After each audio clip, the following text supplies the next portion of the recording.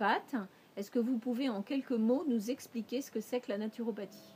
Alors, la naturopathie, une définition que j'aime le plus, c'est l'art de maintenir ou de retrouver la santé par des moyens exclusivement naturels.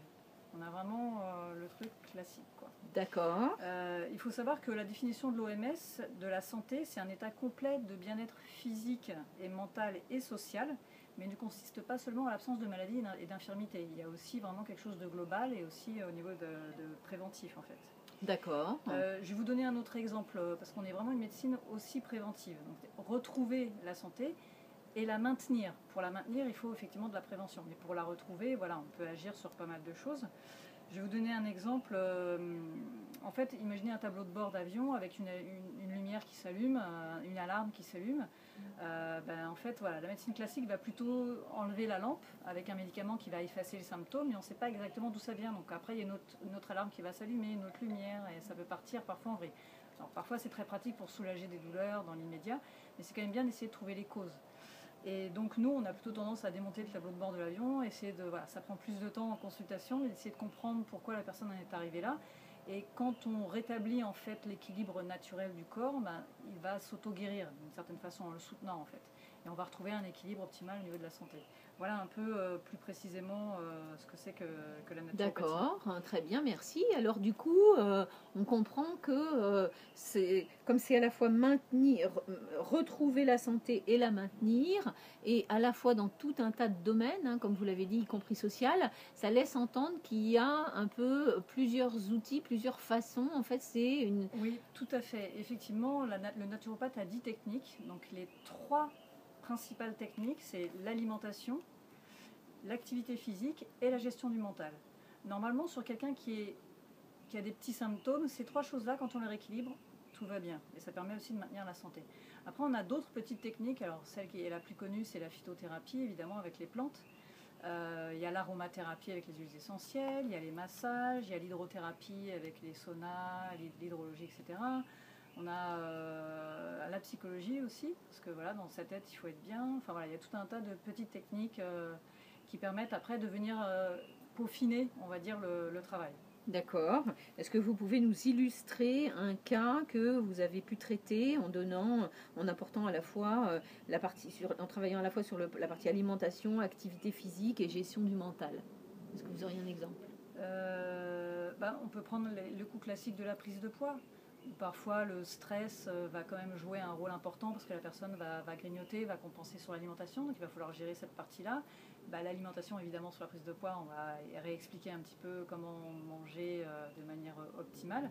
Et l'activité physique, ça joue un rôle, c'est-à-dire que vous allez pouvoir, suivant l'âge, si voilà, vous appliquez que l'alimentation, vous allez pouvoir mincir rapidement si vous êtes jeune, mais à passer un certain âge, s'il n'y a pas d'activité physique, ça va être très lent et vous n'arriverez pas à atteindre les derniers kilos. Donc il y a façon et façon de faire l'activité physique. C'est pas si catastrophique ni énorme ce qu'on croit. Parfois très peu est suffisant et ça donne de très bons résultats. Donc du coup la naturopathie, ça permet d'optimiser sa santé, de retrouver ou garder sa ligne. Donc en général on optimise sur le poids à peu près de ses 20 ans. C'est là où on avait le meilleur poids, sauf cas d'obésité de jeunes. Mais être en forme toute la journée aussi au niveau énergie, c'est très important. C'est-à-dire qu'on est rarement fatigué. Il y a vraiment une gestion de la fatigue qui est très, très intéressante. Et évidemment, vieillir en bonne santé, parce que voilà, c'est le lot de beaucoup de gens. On vieillit de plus en plus longtemps et malheureusement, on a souvent des médicaments et des douleurs. Et on devrait pouvoir vieillir sans médicaments et sans douleur et le plus longtemps possible en forme. D'accord, ok. Donc concrètement, ça veut dire que vous donnez des conseils pour quelques séances de sport par jour, comment s'alimenter, quels sont les bons aliments, les quantités qu'il faut prendre, et est-ce que vous pouvez plus détailler en quoi consiste la gestion du mental? Il y a les fleurs de Bach qui peuvent être intéressants pour la gestion du mental, qui sont assez connues au niveau de gestion émotionnelle. Puis après, on peut parler de la respiration. Dans ce cas-là, on en voit aussi chez nos collègues, par exemple les sophrologues, etc., qui peuvent mieux gérer au niveau du mental. Voilà, on n'hésite pas aussi à envoyer chez des gens plus spécialistes, parce qu'en fait, le naturopathe, c'est plutôt le généraliste de la santé naturelle, en fait. C'est le généraliste de la médecine douce. Après, on va envoyer chez l'ostéopathe, on va envoyer chez le sophrologue, on va envoyer se faire masser, on va envoyer dans une salle de sport. Voilà. Est-ce que vous pouvez m'indiquer quels sont les profils des personnes qui viennent vous voir? Alors c'est vraiment très très très variable. Ça va, on peut dire, de 7 semaines à 97 ans. Donc alors la majorité des gens quand même, on a deux gros groupes. On a les gens qui vont rentrer dans la vie active, qui n'ont pas forcément encore d'enfants. Des jeunes actifs, ça va de 25 à 30, voilà, c'est une petite période comme ça. Et puis après, on a toute une période où la vie commence à être un petit peu dure au niveau du travail, du stress, les responsabilités des enfants. Et là, ça commence à se ressentir sur la santé. Et du coup, j'ai un deuxième groupe qui est assez important au niveau, on va dire, 40-50 ans. Parce qu'après, il y a le début de ménopause, etc., où il y a pas mal de gens qui vont... Mais sinon, après, on va avoir des mamans qui vont voilà, qui viennent à peine de tomber enceinte et qui veulent prendre soin pour la bonne croissance du bébé.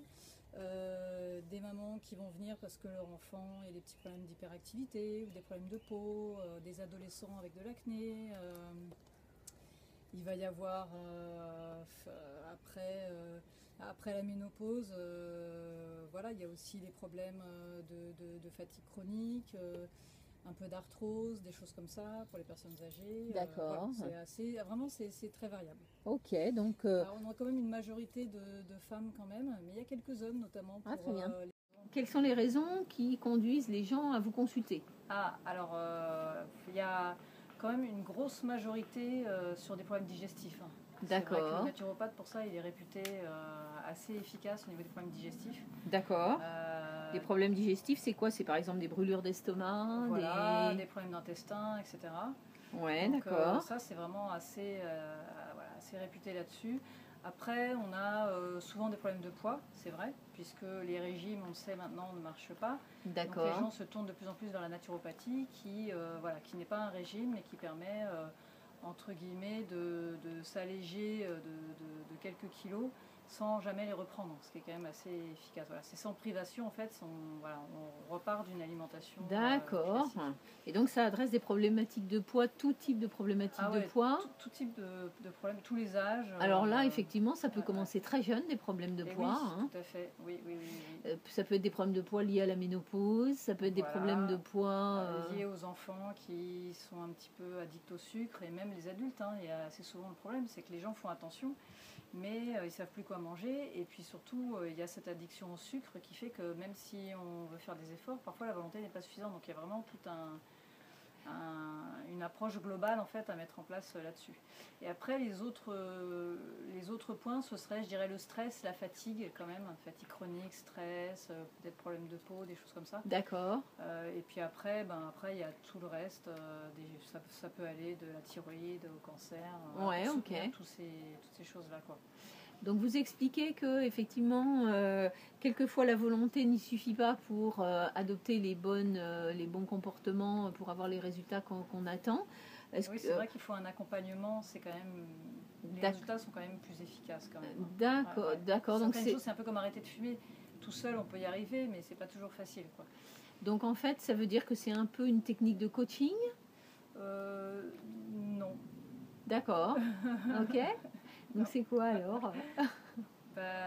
On est des éducateurs de santé, donc on essaye d'expliquer pourquoi telle action peut avoir des conséquences négatives. D'accord. Et du coup, avec cette prise de conscience, en fait, la personne peut du coup plus facilement adopter de bonnes habitudes.